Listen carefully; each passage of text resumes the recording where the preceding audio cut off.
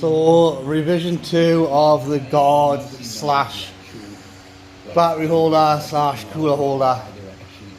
As you can see, due to the suspension, I've had 2 different shocks in there and it's just too much movement, so I'm having to go a different shock as well.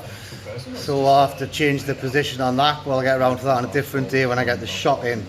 But today, this is what's happened here. So to give myself extra clearance, I ended up getting rid of what I was classing as my crumple zone.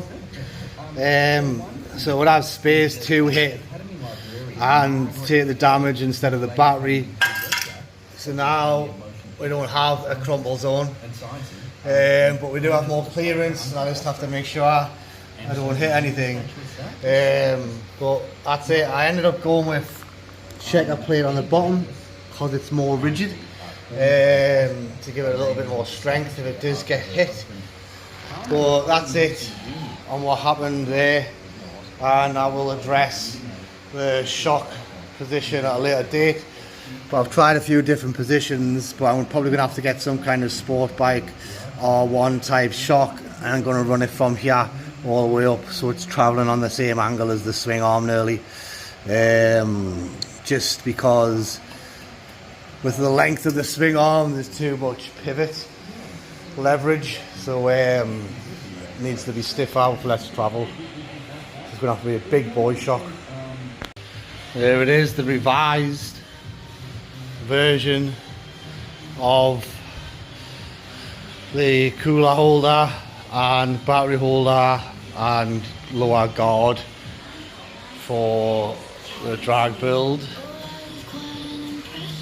As you can see, I had to chop a bit off it, which I'll load up the other video, but that's it. That's going to be that final part of that. You never get it right when you're building custom one-of-a-kind things, and we always got to expect to have to make changes down the line. I went to the checker plate on the bottom because I want it to be hard, because I had to lose my little crumple zone that I had in there. So yeah, and I got shock issues as well, not surprisingly. Been through 3 different shocks on it. I'm going to have to go a heavy duty race shock of some description, with very little travel, because it just squashes with the leverage on that swing arm to where the pivot points are. So it'll have to be a long shock as well, with little travel, which you'll have to find. Never simple, but that's it. It's on. Looks mad without the guard on there. Looks like a lightweight bike again.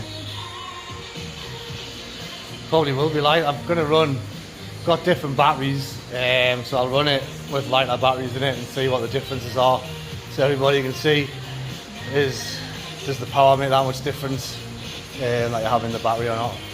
So that's it for now.